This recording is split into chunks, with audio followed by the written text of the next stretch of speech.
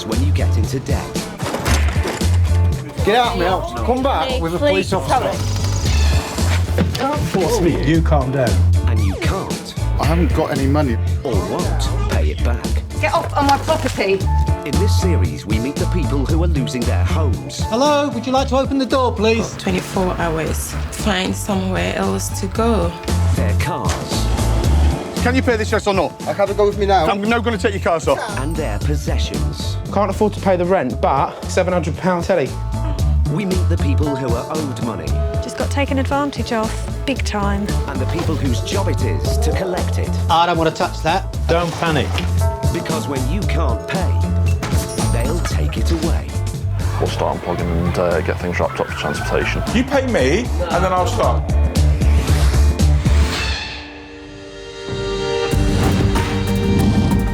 New figures released today show that the number of landlords going to court to repossess their property has reached a record high.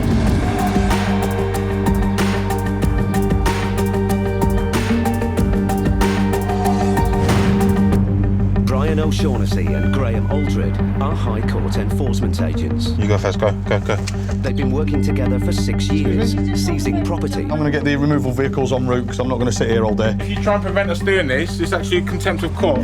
Collecting rent arrears. I need it paying today. You need to get another 600. And demanding payment on debts. We will not leave here until we get payment or assets will possibly be removed. It does take a certain type of person to become an enforcement agent. You've basically got to switch off in this job. There's a lot of emotions run through every job you go to. Every job is different. Hey, what have we got now, mate? It's 8 a.m. Brian and Graham are on their way to an eviction in Earlsfield, London. Most such jobs are routine, but today will not be one of them. Repossession, yeah? A writ of repossession, yeah. Acting on information they've received, the police have been called in case trouble arises. They're meeting them at the property. If we have information that a debtor or a debtor's partner is violent, then yeah, obviously we're going to approach that job a bit more cautiously than what we would do. Don't get me wrong, we approach every job cautious anyway, because like I say, you don't know what's behind that door when it opens. The tenants occupy the top floor flat. Morning, guys. Thanks for turning up. She's expecting a bit of trouble here, so that's why we called you. Are you ready? Let's go. The landlady has put the flat on the market. She needs vacant possession. But despite being served with a county court judgment to leave the property, the tenants are still there. The landlady has gone to the High Court to get them out now. What's the name, Graham? Lerner Rose. Lerner? Lerner. Miss Rose? Hello, Miss Rose? After a few more minutes, the tenant appears. Oh, hello, my love. Here we go. Great. Hello, Miss Rose.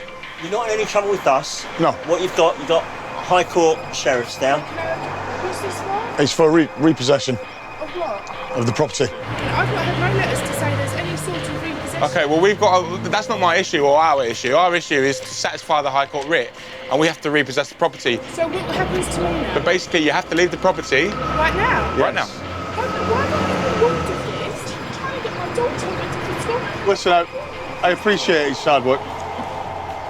The hardest part of the job is when children are involved.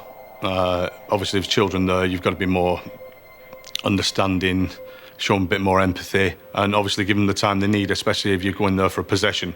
I mean, you're actually going there to take somebody's house away from them. After waiting a few minutes, the tenants still haven't come to the door. Shut them open, mate. I don't think so either. Let's just get in there and knock on the door. Brian is losing patience and asks the locksmith to break in. Hello, mate. Can you get us through the first door, if you can? Let me go in first and have a chat. Let me have a chat with her, you know what I mean? Yeah, that's fine, mate. Just take one of the officers with you. If they both want to go, that's fine. Lovely. Here you go. Wait. Thank you, sir. But there's still no one at the door. The tenant's boyfriend now appears at an upper window. How do we look to get... Come down to... Listen. Hear me out, mate. My guy's downstairs, Graham. He'll come up and sit down and talk to you and explain what's going on. He'll advise you what to do and how to help you, all right? We don't... No, now. It's got to be now. Let my colleagues in. In 5 minutes, I'm going to use the locksmith and I'm going to come in, so it's entirely up to you. All right. Finally, 10 minutes after their arrival, the door opens. Hello, sir. How are you? You're all right. Yeah? Go on, let me come and explain stuff to you. Everyone's a bit upset about No, listen, I appreciate that. No one's told us nothing. We're friends with the owner. Right. Really good friends. We're up to date with our rent, everything. We ain't out of date with rent, nothing. We pay our rent on time. Everything is bang on. Graham and Brian now have legal possession. But the tenants are angry that the landlady hasn't warned them that they were about to be forcibly evicted. She's my friend. She said I've got 8 weeks. Guys, let me make it clear, yeah? Regarding the 8 weeks, I understand and respect what you're saying there. People have the opportunity to upgrade the court. Hang on, let's don't know what's going on, I do. I've written back to the court. I've asked them for an extra 42 days on the advice from the council. Okay. So how can this happen on the 10th of June and then today you've come here? There's always two sides to a story, yeah? I can call it hang on, no, stop, listen, hang on, listen to what I'm saying. This has happened. Listen, today, I will take possession of this property. I want my stuff with me, and I want my deposit, and I want my rent in advance. Well, you can take up your issues through a solicitor or whatever you want to do afterwards. No matter how annoyed the tenants are, Brian and Graham want them out as quickly and peacefully as possible. I'll give you to 10 o'clock. Yeah. It's 20 past 8, yeah? 8 now. Yeah. All right? Fair enough. Despite the agent's expectation of trouble, the boyfriend is being cooperative. I think we're going to leave. We'll aim to come back at 10, but let us know if you don't need us. No problem at all. I will do. Thank you very much for your help today. Cheers, guys. The family have just 90 minutes to leave. Upset, the tenant rings the landlady. Absolute 8 weeks. Remember, I spoke to you 2 days ago. Hold on a minute. No, I said to you 3 days She's going to go. Do you want to leave in a month and then go through it? And you went, do you know what, babe? Let me talk to you later. And you went, I haven't put it through. Let me give the landlady a call, yeah? With temperatures rising, Brian calls the landlady. I've walked away from the house. I think her main issue here is 2 things. One, she keeps splatting out that you're her friend and it shouldn't be happening. And 2, she wasn't aware of it. While Brian is on the phone to the landlady, the tenant tells Graham her side of the story. Listen, I know it's stressful. I know it is. No, because she's meant to be my friend. I've got text messages. You all right, babes? Do you know what I mean? I've started getting boxes to pay. She went, no, I don't want you out yet, babe. No one's bought it. Okay, listen, I'm just keeping you informed. Let us do this, and I'll give you a courtesy call back. Don't answer the phone anymore, because I think it just upset you and fuel her. The landlady is now reassured that the eviction is going to plan. With the clock ticking and under Brian's watchful gaze, the tenants remove all they can from the flat. With just a few minutes till the agents take full possession, Brian receives an unexpected tip-off. Who's that? Drugs in the attic. Yeah? And equipment.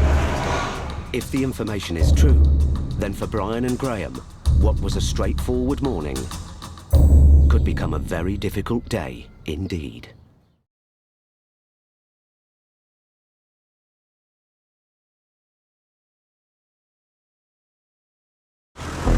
In Earlsfield, London, High Court enforcement agents Brian O'Shaughnessy and Graham Aldred are evicting a family from their rented flat. Hang on, let's... I don't know what's going on, I do. But there has been a development that complicates the situation. Brian has received a tip-off that there may be illegal substances hidden in the attic.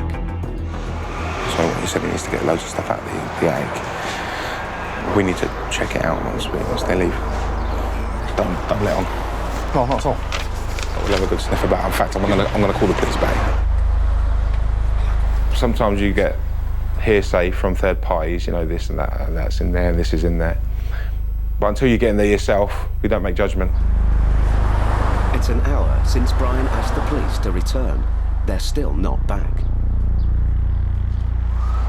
How will it work when we come and get our stuff back? Will we just call you guys and then... You can call the office, then we can liaise and get it all arranged for you, that's fine. To come back in and sort it. All right then, Yeah. just leave us here for a few We'll hours. get someone here, whatever, we'll sort it out. You can come in, whatever you need to do, yeah? First thing to do is get yourself a roof over your head tonight, yeah? And I'll make sure you can get in when you need to get the gear tomorrow, all right? All right. Good luck, yeah? I hope everything goes well for you, okay? Good luck, God bless. All right, take care. All right, fella. There's now no one left in the flat, and there's a strange smell in the air. Oh, mate. Glad you're here, actually. Gone in there, and it absolutely stinks. You need to have a look up, because he said he'd locked a lot of stuff in the attic. Hey, bro.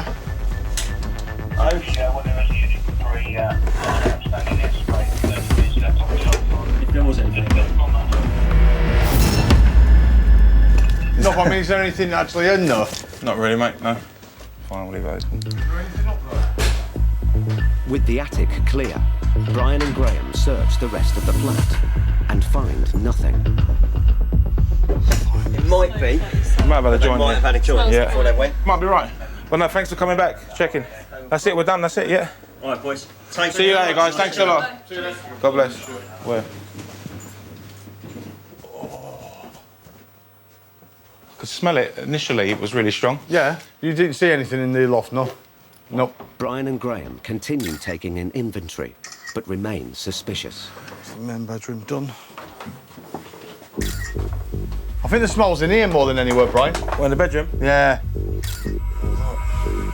The smell is strongest in one particular room, a child's bedroom. So, smell it now, I come back again.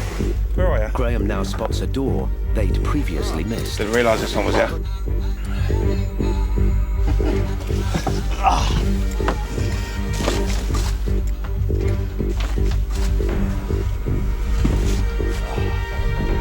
Yeah, here it is. What is it? Hydroponics. How much gear? There's a black room here. Any gear in there? One's empty. Hang on. Oh, it's got two. Yeah, one's growing. Right, let's call them back then. When we find drugs, it's more of a hindrance to us because once we found them drugs, we then got to inform the police.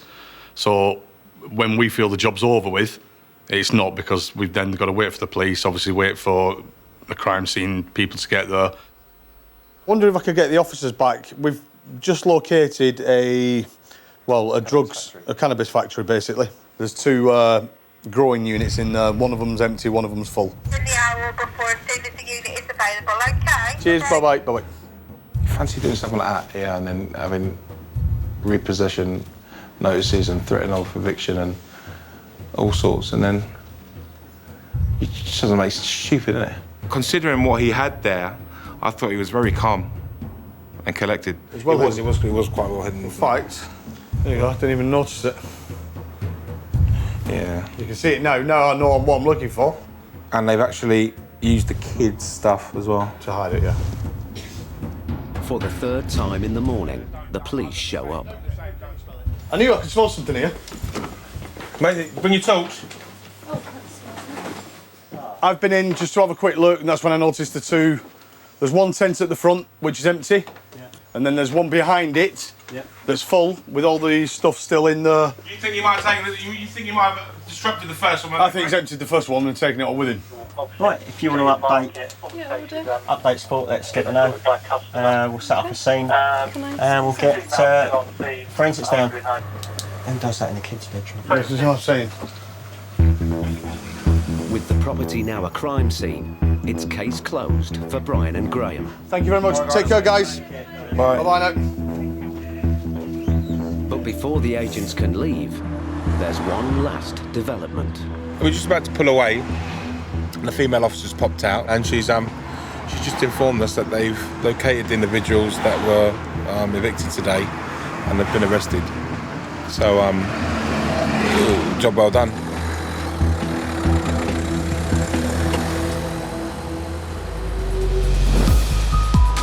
There has been a massive rise in the number of people applying to councils for help after being made homeless. Latest figures show an increase of 26% over the last 3 years.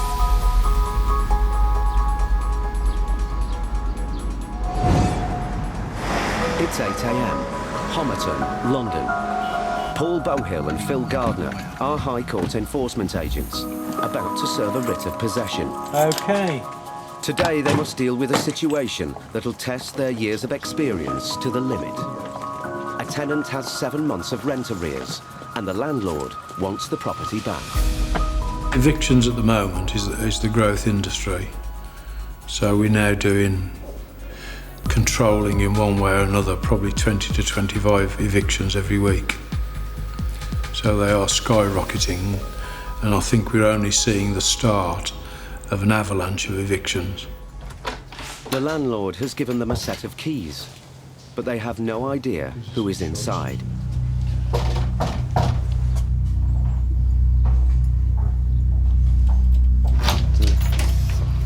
Hello? Is there anybody in? Hello? Hello? Hello? Is Mum and Dad here? Can you ring her on the phone? Hello? What's your name? Oh, how old are you? 6. We turn up there, we're wearing bulletproof vests, we're obviously authority figures, and children do get frightened. Is Mum at work or is she out shopping? I don't know. I was sleeping. Were you? We do actually make an effort to befriend the children just in the first few minutes there. Can I speak to her? Police are here. He wants to speak to you. Hello? Hello? Yeah. My name is Paul Bowhill. I'm a High Court Enforcement Officer. We have a repossession order for this flat. Are you able to come back quite quickly? All right, Mum's coming back. We'll wait outside. OK then, thank you. Yeah, that's fine. I'll leave this one on the side. We'll just wait out here. Interesting one. Leave the 2 young children in the house unattended. The girl can't be above 9 or 10. Well, he's 6, so she could be anything over 7, couldn't she? Yeah. With 2 young children alone in the flat, the agents are concerned and call the landlord. She had just gone down to the shop, she said. If she's gone away for the day, it's a different story. They discover that the tenant stopped paying her rent after losing her job with a train company. Father is in Ghana permanently. All right. So she doesn't have anywhere else to go. How does it get, really? It is, isn't it? The landlord has also told them that the flat has been the tenant's home for 9 years. She will have just 2 hours to leave. Hello? You all right? We've got a repossession order for the flat. Is that a surprise to you, or did you know it was coming? I was told to evict, I was given an eviction order from the court on the... About 3 weeks ago. For the 15th. Yeah. To leave here for the 15th. Yeah. But we had nowhere to go, so I stayed. Okay. Your husband or your partner's gone back to Ghana, has he? Okay. Is he likely to come back? Okay. Do you have benefits to pay the rent? I have the status to be here, but I have no recourse to public funds. Paul and Phil must evict Rahina Yakuba today. She's got nowhere to go and is unable to claim benefits.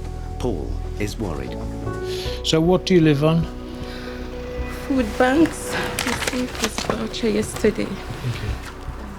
I've recently acquired 8 hours job from Matalan. It's on minimum wage, £6.34 an hour, and it's 8 hours a week. Right.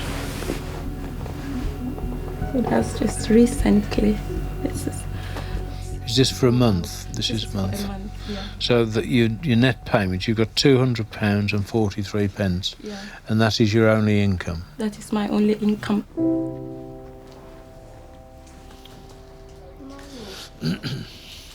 Do you have a social worker? I do have a social worker, yes. Have you got a phone number for her? Rahina has already asked social services for help, but she has been turned down. Thank you.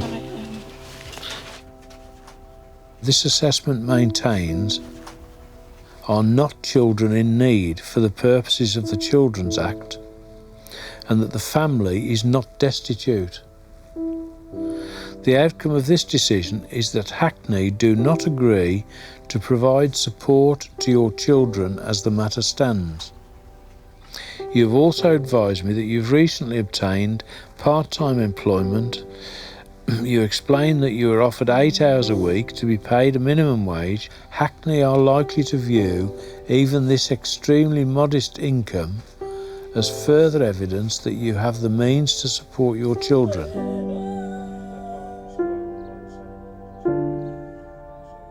Paul and Phil face a dilemma. They must legally enforce the writ, but by doing so, will put Rahina and her children on the streets. Paul makes an unusual offer. Well, we've got a contingency fund, so I'll give you some money today to last you a couple of days so that we can resolve this situation. All right, it's not a gift, it's just that we allow for things like this to happen. So where we need a little bit of time to change things, we'll make it happen. For the vast majority of families who get evicted, there's a system in place to prevent them ending up on the street.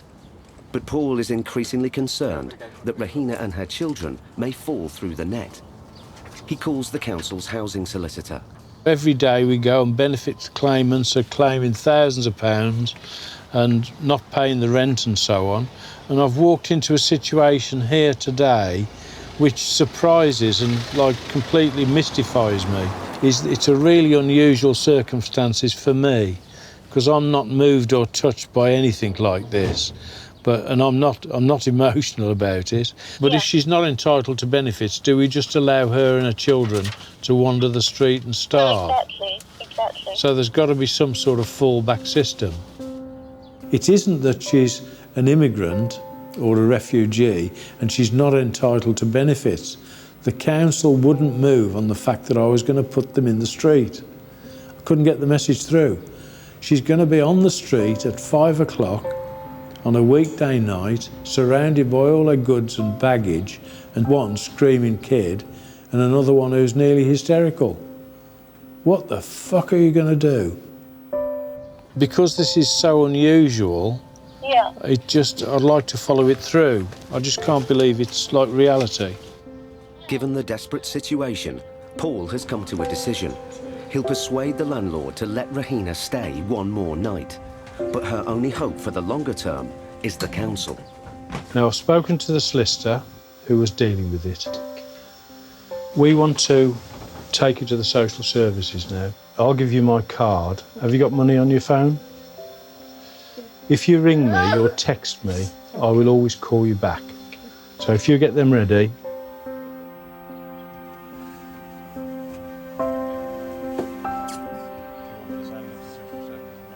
When you consider what we've been dealing with, and then you hit something like this, it's the other end of the scale, isn't it?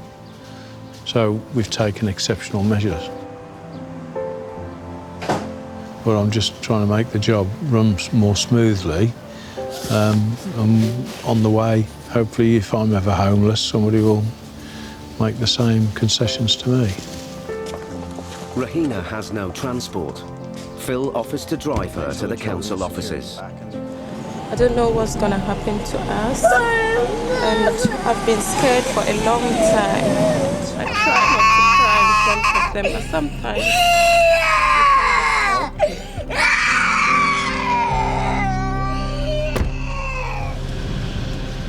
Take care. Tell me everything. Send me a text, and I'll ring you back. I need to know everything that's going on. Rahina must now plead her case at the council offices. If they refuse help, she and her family will be on the streets.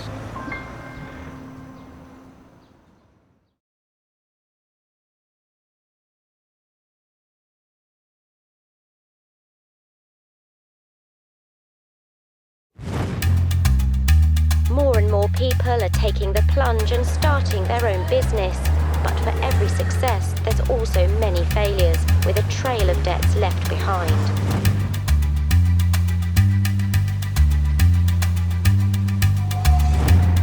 High Court enforcement agents Brian O'Shaughnessy and Graham Aldred are back on the road. What have we got next? Commercial rent. They're en route to collect unpaid rent from the tenants of a Polish deli in Ramsgate. We're here for the sum of just under £4,000. Unusually, it's a commercial rent, meaning Brian and Graham only have the power to target business assets, not personal cash or belongings. The key difference between a high court rent and commercial rent is commercial rent, you don't have to go to court. It doesn't have to go down the court process. The tenants have been running their business for 17 months, but have fallen behind with the rent. The agents have the power to seize stock and equipment if the tenants cannot pay today. Hello. Hi, bye. How are you? I'm okay. Hi, my name is Mr. O'Shaughnessy. I need to speak to Mrs. Monica. Are you Monica? Yes. Hi, Monica. Your landlord sent me down here regarding some rent arrears. Some what? Rent arrears. You're behind in your rent. The landlord has instructed us to come here and speak to you to resolve it, to collect payment. So we're here for an outstanding balance of £3,943.60. Sorry? £3,943.60. Rent arrears and bailiff costs, enforcement agent costs. No, it's something wrong here because we paid everything to him. When did you pay it? Last week. How much did you pay him? Hold on. No problem. Can you just give the office a call? Let's get hold of the client. So you paid some last week, did you? I need to speak with my husband because he was dealing with him, so I need to know what No problem. So it's paid last week. Monica claims her husband has paid. Graham calls the landlord to check. Right. Okay, we just spoke to the landlord. The quarter is owing from May, June and July. Has nothing been paid yet for the quarter, and also a shortfall from the last quarter as well. That's why it's so much. Yeah. Monica is keen to talk to her husband. Can't get hold of him, though? No, but it's all the time the answer machine. Oh.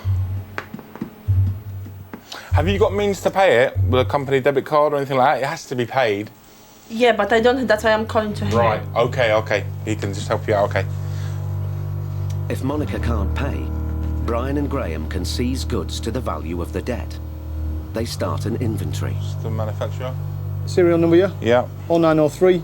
Yeah. 105. Yeah. 92. CAS, yeah. 09104. Yeah. 1360. After an hour of trying, Monica finally reaches her husband on the phone. Ja cię proszę, masz tu w tej chwili przyjechać. Natychmiast masz tu przyjechać. Chyba ci napisałam SMS-y, nie widziałeś? Nie umiesz czytać, to kurwa nie przeczytaj, bo dzwonię do ciebie od godziny. Tutaj wszystko zabierają, rozumiesz? Kurwa, natychmiast. When we state that a possible outcome would be a removal of goods, it's never an empty threat, it's a strong possibility.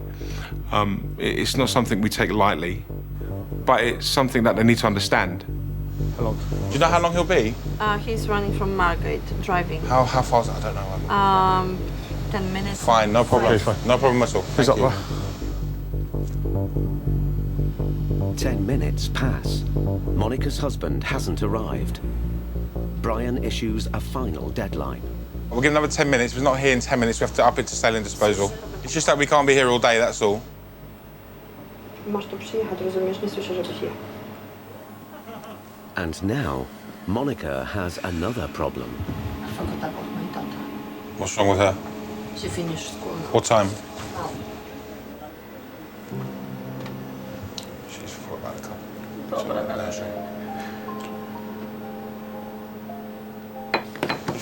If you want to go and get her, you can go and get her. Do you want to go? We'll wait. You want to? Don't be silly. Is your child being picked up? Yeah? She would be. Fine. If she's not, you can go. We'll wait for you. Okay? All right. No. It's okay. No, Don't be sorry. It's understandable. You're not the first, and you won't be the last to do that. Hello. A few minutes later, Graham gets some news from the office, and Monica's husband finally arrives. Hello. Hi. How you doing? Brian has some good news. My office have just called me. Okay. The landlord's given you 2 weeks to pay him direct, yeah? Yes. But the bad news is, Monica and her husband must pay something now. How much? What was it? 706 plus VAT. How much? £706 plus VAT. And then you got 2 weeks to pay the landlord the debt that you owe him. If Monica and her husband can't make this part payment on the debt, they could still lose their stock. We can take card payments, no problem at all. As well as emptying the till, Monica tries to make payment by any means she can. So how much on card? 720. Decline. Oh, sure, Okay. why? Should we try 650? Yeah. Yeah? Try them. Yes. There you go. Excellent. Monica is getting closer to the total, and one other issue is resolved. Oh, sorry, I need to answer. It's fine, yeah, it's fine. Hello? Daughter's picked up, yeah? Yeah? Good, good, good. So now what we have? £240. We are aware that cash flow for people isn't there. It isn't like it used to be. People have got the money tied up in stock, they've got the money tied up in other things. So yeah, we appreciate that getting hold of cash or paying a debt straight away is very hard for most people. I don't have any. It's all money. So you're only £20 short? Yeah. The tenants still come up short. Brian and Graham decide to leave it, but the debt to the landlord needs to be paid. If you don't stick to the agreement, we can come back here with a locksmith if you're not here or refuse a sentry, and we can come in, okay? I don't think it's going to come to that, okay, because I think you're going to sort it out. But if you don't pay it, we will be back. Do you understand that? Okay, I'll put the thing as well for you. Okay? Thank you. Okay.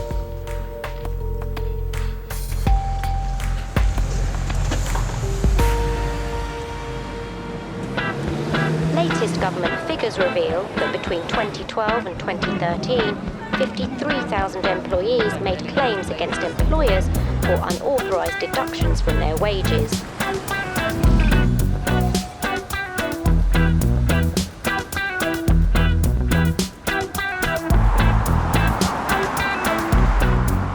Paul Bohill and fellow agent Steve Pinner are heading to Slough. Have we got a writ for this then? They have a High Court writ for unpaid wages of nearly £2,000, and now they are instructed to collect. The writ is the last word. It's stamped, in fact, by a High Court judge. So it's the last word in enforcement orders. We've actually been there once before. There was nobody home, left a letter, no reply. After that, he went back to court and offered to pay £1 a week, which is... That's just an insult. Yeah, basically. You are now entering Slough. No car, no windows open, blinds are down.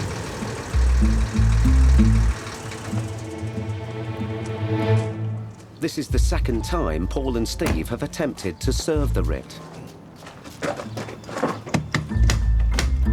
What's the official knock?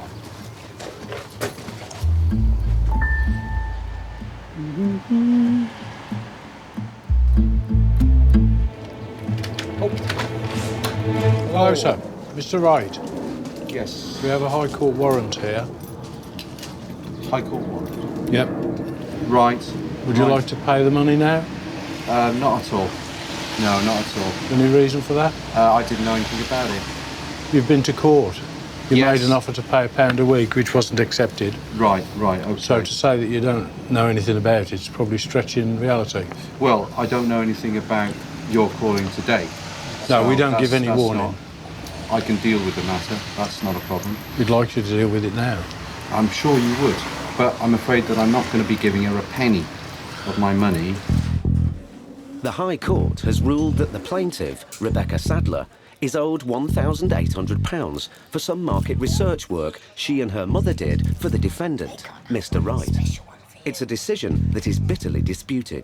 She was contracted to do some work for me on a commission-only basis, and she was disappointed she didn't earn any commission, so she decided to take me to court for non-payment and sent me spurious invoices. She's just trying her luck, and it's as simple as that. Rebecca Sadler has a different view.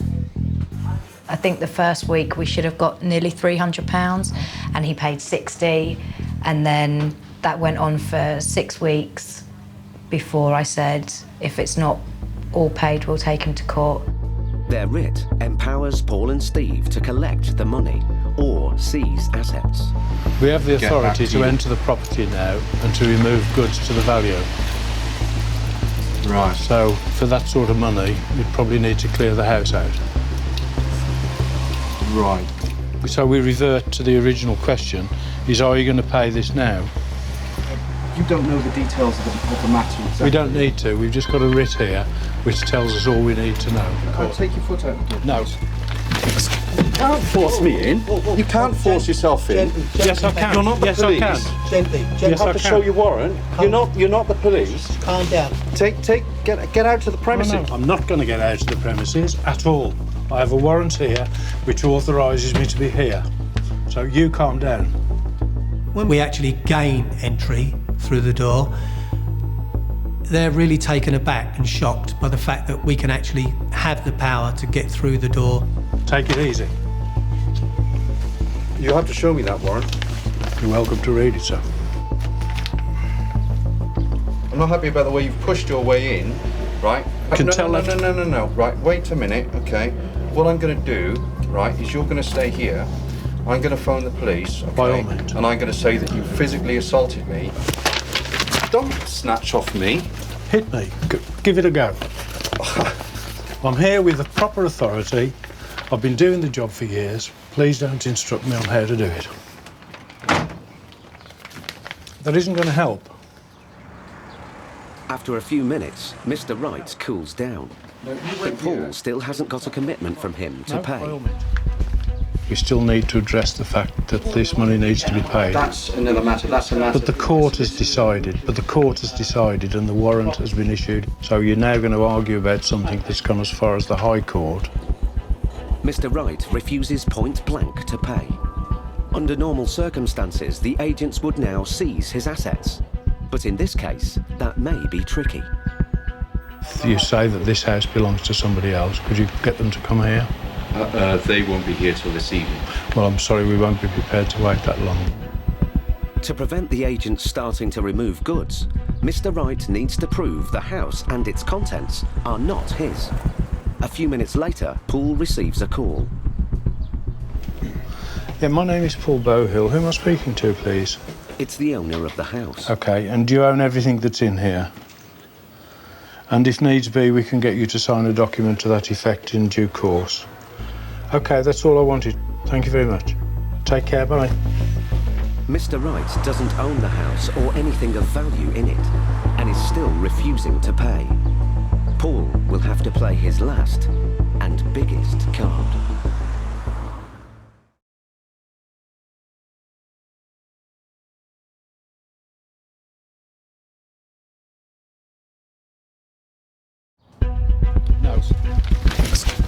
High Court enforcement agents Paul Bowhill and Steve Pinner have tried and failed to get an employer to pay nearly £2,000. Hit me.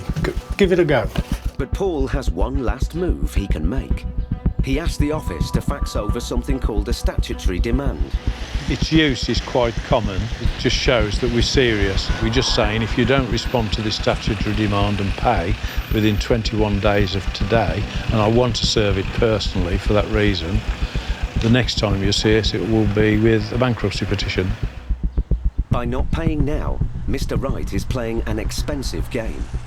Even if he avoids bankruptcy, ongoing costs could see his bill increase to as much as £5,000. Paul explains to Mr. Wright what happens next. Now, we've already spoken with the plaintiff in this case, and she is prepared to go forward and take it to bankruptcy. I mean, is that going to have a disaster effect on you, or are you not really bothered about it? She's not entitled to it. But the courts think that she is. I mean, for £2,000, you want to go bankrupt, it screws your credit rating. And there's no argument, it's a bloody High Court writ. It's all same old shit, same old excuses. The man owes the money. It's been to court twice. He still owes the money, but he's not going to pay it. Well, go bankrupt then. I'm going to dispute the bankruptcy order, and Rebecca Sadler won't be getting any kind of payment from me whatsoever.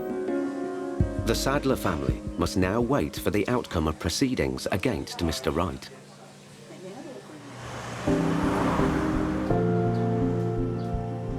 It's 8 AM in Homerton, London. Rahina Yakuba and her 2 children are being evicted from their home of 9 years. Paul Bohill negotiated an extra night in the flat for her, but this morning she must leave. She spent several hours yesterday asking the council to rehouse her. Apparently, the notes they read through says that social services is not in a position to help us. So I should go home since I've got 24 hours to sort out my things and then find somewhere else to go. I said, well, I haven't got anywhere to go, so I'm gonna have to come to you if I finish packing my stuff. So that's what I told them, and I left. Rahina has no idea where she and her children will sleep tonight. Very terrified now. I don't know what's gonna happen to us. With nowhere to send her possessions, for the time being, she has to leave them behind. She returns to the council with just a few days' clothing for her and her children. 2 hours later, Paul and fellow agent Phil arrive to change the locks. So we've got to replace the front door lock. Yep, I got it. But what I'd like to do is have a look inside first. Yep. So if I go and have a look.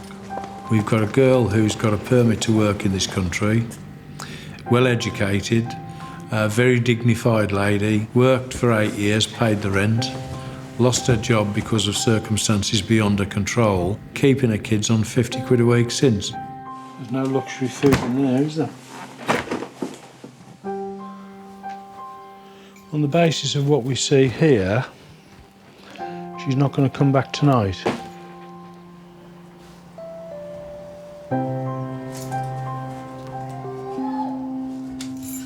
Be interesting to see, I mean it's now like 5:15-ish, is whether she does turn up here or whether she's at the council and said, I hope she's told them she can't come back, because we'll have changed the locks by then. Concerned for Rahina's welfare, Paul gives her a call. What's the situation? They have actually offered me bed and breakfast, but they've taken me outside London. They sent me to Southend-on-Sea. Southend-on-Sea? Yes. And how are you going to get there? They've given me one-way ticket. There. It means that I can't work. And how do I support myself? Crazy. How long are you likely to be there? I don't know. I think the councils are completely and utterly overwhelmed by the scale of the problem, and they're moving people into emergency accommodation 30 to 40 miles away. Sorry, you heard that conversation? I did. It goes from fucking bad to worse. Absolutely. They've sent that girl to Southend with a one-way ticket, no money, into emergency accommodation. And that's where they'll forget her. The whole system's fucked. She needs somebody who will take up her cause. If I was retired, I'd do that. Unfortunately, I'm working 60 hours a week and I'm not retired. Well, that's a lie, 59 hours, but there you go. I don't quite know where we go from here. This is one occasion when I will actually say I am absolutely speechless.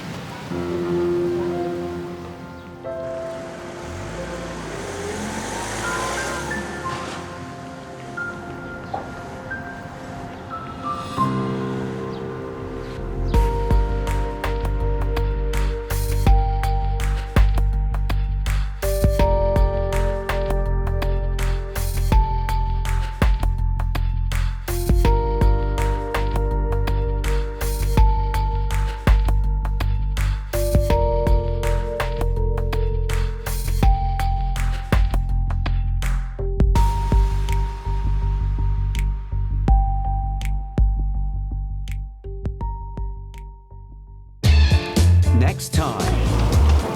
The enforcement agents get a hostile reception. Get out of my house! Tony! Get out of my house!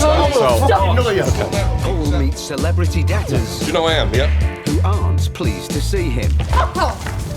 Fuck off! Fuck off! And the agents have to consider seizing some unusual stuff. Yeah, well, I can't pay it. Can't pay it? No.